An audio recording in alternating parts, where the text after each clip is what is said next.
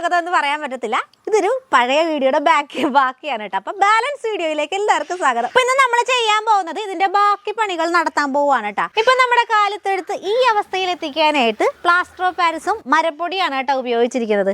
അപ്പൊ ഇതിന്റെ first പാർട്ടിലാണ് കാലത്തെടുത്ത് മേക്കിങ്ങിന്റെ full video ഉള്ളത്, അതായത് മേക്കിംഗ് കംപ്ലീറ്റ് ഉള്ളത്. അപ്പൊ ഇനി അടുത്ത് നമ്മൾ ചെയ്യാൻ പോകുന്നത് ഇത് കണ്ട ഇതുപോലെ ഒരു പീസ് എടുത്ത് നമ്മളിവിടെ ഒട്ടിച്ചു കൊടുക്കാൻ പോവാണ്. നമ്മൾ ഉണ്ടാക്കി വെച്ചിട്ട് പോയിട്ട് ഇപ്പൊ ഒരാഴ്ച എന്ന് പറഞ്ഞിട്ടുണ്ട്. കഴിഞ്ഞ ഞായറാഴ്ച ചെയ്തിട്ട് പോയതാണ്. ഇന്നിപ്പോ ശനിയാഴ്ചയാണ് കേട്ടോ. അപ്പൊ അത്രയും ദിവസത്തെ ഉണക്ക് വന്നേക്കുന്നത് കൊണ്ട് തന്നെ അത്യാവശ്യം വെയിറ്റ് പറഞ്ഞിട്ട് 5-6 കിലോയൊക്കെ ഇപ്പൊ പറഞ്ഞുള്ളൂ കേട്ടോ. അപ്പൊ അതുകൊണ്ടാണ് വെയിറ്റ് ഉണങ്ങാൻ വേണ്ടിയിട്ടാണ് നമ്മൾ ഇത്രയും ദിവസം വെയിറ്റ് ചെയ്തത്. അപ്പൊ ഇനി നമ്മൾ ഇത് ഒട്ടിച്ചു കൊടുക്കാൻ പോവാണ്. പ്ലാസ്റ്റർ ഓഫ് പാരീസ് വെച്ച് തന്നെ ഒട്ടിക്കുന്നത്. വെയിറ്റ് ഉള്ളത് കൊണ്ട് തന്നെ ജസ്റ്റ് ഇവിടെ എന്തെങ്കിലും പീസ് വെച്ച് കൊടുത്തിട്ട് വേണം ഒട്ടിക്കാനായിട്ട്.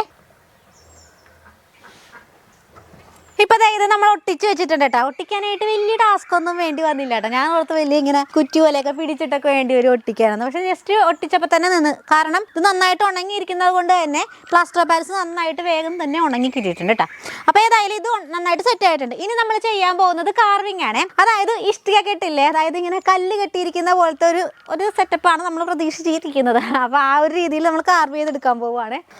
ഇപ്പം നമ്മൾ ഈ നൈഫ് കൊണ്ടാണ് കേട്ടോ ഇങ്ങനെ ജസ്റ്റ് ഒന്ന് കാർവ് ചെയ്തെടുക്കുന്നത്. ഏതായാലും നല്ല ഭംഗിക്ക് കിട്ടുന്നുണ്ട്. ആ ഒരു ഇഷ്ടികക്കെട്ടിൻ്റെ ഒരു ശൈലിക്കൊക്കെ പെട്ടെന്ന് തന്നെ കിട്ടുന്നുണ്ട് കേട്ടോ. പ്ലാസ്റ്റർ ഓഫ് പാരീസ് ആയതുകൊണ്ട് തന്നെ ഇല്ല, നമ്മളിങ്ങനെ വരയ്ക്കുമ്പോൾ തന്നെ പെട്ടെന്ന് പോരുന്നുണ്ട്. ഇപ്പൊ നമ്മൾ കല്ല് കെട്ടണതിന്റെ ആ ഒരു ശൈലി വരാൻ വേണ്ടിയിട്ട് വട്ടം ഇങ്ങനെ വരച്ചോണ്ടിരിക്കുവാണ് കേട്ടോ. അതായത് ഇങ്ങനെ നീളത്തിൽ വരച്ചിട്ട് ജസ്റ്റ് ഇങ്ങനെ ഒരു വട്ടം ഓരോടെ വരയ്ക്കും. 1 ഇഞ്ച് അകലത്തിൽ വേണം ഇത് വരയ്ക്കാനായിട്ട്. ആദ്യത്തെ ലൈനിൽ കറക്റ്റ് 1 ഇഞ്ച് അകലത്തിൽ വരയ്ക്കുന്നു. അതിന്റെ മേളിലായിട്ട് ഇതിന്റെ സെന്ററിൽ വേണം വരയ്ക്കാനായിട്ട്. ഇതേ കാണിച്ചു തരാവേ. ഇഞ്ചെന്നൊക്കെ പറഞ്ഞെങ്കിൽ എന്താ വരച്ചു വന്നപ്പോ ഏകദേശം 1.5 ഇഞ്ചൊക്കെ ഉണ്ട് കേട്ടോ. ഇനി നമ്മൾ ഇതിന്റെ തൊട്ട് മേളത്തെ ലൈൻ വരയ്ക്കുമ്പോൾ ഇതിങ്ങനെ ജസ്റ്റ് കറക്റ്റ് സെന്ററിൽ വരയ്ക്കണം കേട്ടോ.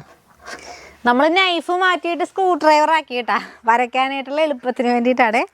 അപ്പോൾ ഇപ്പോൾ ശരിക്കും ഇല്ലേ നമ്മൾ ഈ ഭിത്തിയുടെ ആ ഒരു സെറ്റപ്പ് വരാൻ വേണ്ടിയിട്ട്, അതായത് പൊളിഞ്ഞ് കിടക്കുന്ന പോലത്തേക്ക് ഒരു ശൈലി വരാൻ വേണ്ടിയിട്ടാണ് നമ്മളിവിടെ അതെ മരപ്പൊടിയൊക്കെ ഉള്ളിലും ഉണ്ടാക്കി വെച്ചിരിക്കുന്നത്. പക്ഷേ ഇല്ലേ പെയിന്റ് അടിച്ച് കഴിയുമ്പോഴേക്കും ഇതൊക്കെ കാട് വന്നതെന്ന് അറിയാൻ പാടില്ല കേട്ടോ. ചെയ്ത് കഴിയുമ്പോഴേ അറിയാൻ പറ്റുള്ളൂ. നോക്കട്ടെ. ഇപ്പൊ കാർവ് ചെയ്യാനുള്ള എളുപ്പത്തിന് വേണ്ടിയിട്ട് നമ്മളൊന്ന് സൈഡ് ചരിച്ചിട്ടിട്ടാണ് കേട്ടോ കാർവ് ചെയ്ത് കഴിഞ്ഞിട്ടുണ്ട്. ഇപ്പൊ കംപ്ലീറ്റ് ആയിട്ടുണ്ട് കേട്ടോ. അപ്പൊ നമ്മൾ അന്ന് ന്യൂസ് പേപ്പർ ഇട്ട് വെച്ചതാണ് കേട്ടോ. ഇത് ശരിക്കും ഇങ്ങനെ വെച്ചും കൂടി ഉണക്കിയായിരുന്നെങ്കിൽ ഇവിടെയും കൂടി നന്നായിട്ട് ഡ്രൈ ആയി കിട്ടിയാണ്. ഇപ്പൊ അത്രയും ഉണങ്ങിയിട്ടില്ല. ഏതായാലും ഞാൻ നിവർത്തി നോക്കാം.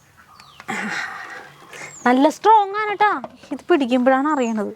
കാർവ് ചെയ്ത് വന്നപ്പോഴേക്കും ഇല്ല നിറയെ പൊടിയുണ്ട് കേട്ടോ. ആ പൊടിയൊക്കെ ഒന്ന് ജസ്റ്റ് ഒന്ന് തട്ടിക്കളഞ്ഞിട്ട് വേണം പെയിന്റ് അടിക്കാനായിട്ട്. പെയിന്റ് അടിക്കാൻ പോകുന്നത് ബേസ് കോട്ടിൽ ഡാർക്ക് ബ്രൗൺ കളറിലെ പെയിന്റ് ആണ് കേട്ടോ. ഇത്തിരി ബ്ലാക്ക് ഒക്കെ ചേർത്താണ് നമ്മളിത് ഈ ഡാർക്ക് കളറിലാക്കി എടുത്തിരിക്കുന്നത്. അപ്പോൾ ബേസ് കോട്ട് അടിച്ചിട്ട് വേണം പെയിന്റ് അടിക്കാൻ. സാധാരണ നമ്മുടെ ഫാബ്രിക് പെയിന്റ് ആണ് അടിക്കാൻ പോകുന്നത്. ഇപ്പൊ ബേസ് കോട്ട് അടിച്ചിട്ട് വേണം പെയിന്റ് അടിക്കാനായിട്ട്. പ്ലാസ്റ്റർ ഓഫ് പാരീസിലേക്ക് ഇങ്ങനെ നമ്മുടെ പെയിന്റ് എല്ലാം വെള്ളം കുടിച്ചങ്ങോട്ട് പ്ലാസ്റ്റർ ഓഫ് പാരീസ് വീർക്കുമായിരിക്കും. ചുമ്മാ പറയണതാണ് കേട്ടോ.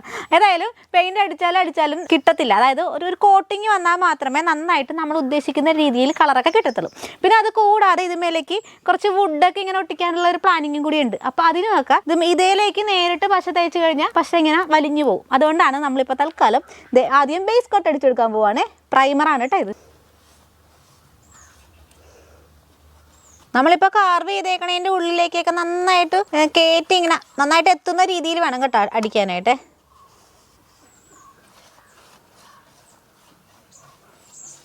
താഴെ വീഴാതെ നോക്കുകയും വേണം. അല്ലെങ്കിൽ നമ്മൾ താഴെയിലിട്ടിരിക്കുന്ന ആ ഒരു വുഡിന്റെ കെറ്റപ്പ്, അതായത് ഈ മരപ്പൊടിയുടെ ആ ഒരു സെറ്റപ്പൊക്കെ മാറിപ്പോവേ. വീണാലും കുഴപ്പമൊന്നുമില്ല. ലാസ്റ്റ് ഇത്തിരി മരപ്പൊടി അങ്ങനെ ഇട്ട് കൊടുത്താൽ മതി. ചുമ്മാ ഒന്ന് സൂക്ഷിച്ചേക്കാം.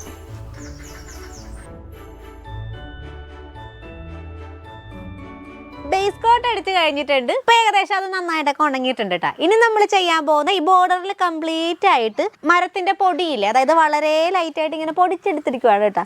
ആ പൊടിയാണ് നമ്മൾ ഇവിടെ ഇങ്ങനെ ഒട്ടിച്ചു കൊടുക്കാൻ പോകുന്നത്. അപ്പൊ അതിനായിട്ട് ഫെവിക്കോളാണ്. ഫെവിക്കോൾ ജസ്റ്റ് ഒന്ന് ഇവിടെ അപ്ലൈ ചെയ്തിട്ട് വേണം നമുക്ക് ഒട്ടിച്ചു കൊടുക്കാൻ. ഈ ഗ്ലൂ അങ്ങ് സ്പ്രെഡ് ചെയ്തിട്ട് വേണം നമ്മുടെ പൊടി ഇട്ട് കൊടുക്കാനായിട്ട്.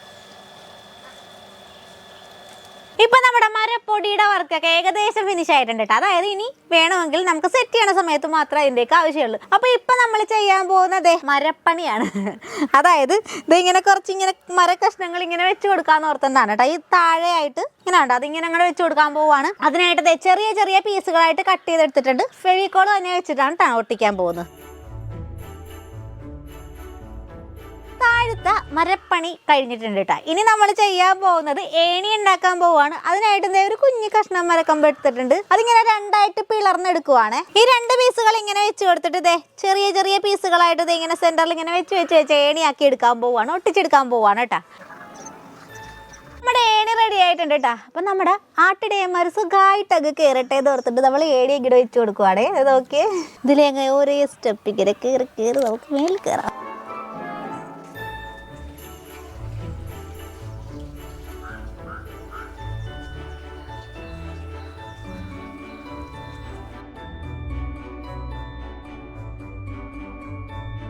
ഇപ്പൊ ഏകദേശം ഒരു ലൈറ്റ് കളർ ഒപ്പിച്ച് വെച്ചിട്ടുണ്ട് കേട്ടോ. എല്ലായിടത്തും ഒക്കെ എത്തിയിട്ടുണ്ട്. ഇനി നമ്മൾ കൊടുക്കാൻ പോകുന്നത് ലൈറ്റ് പീച്ച് കളറും എടുത്തിട്ടുണ്ട്, യെല്ലോ കളറും എടുത്തിട്ടുണ്ട് കേട്ടോ. അപ്പൊ ഇത് രണ്ടും ഇതേപോലെ തന്നെ കോട്ടൺ വേസ്റ്റ് കൊണ്ട് ഇങ്ങനെ കുത്തി കുത്തി കൊടുക്കുവാണേ.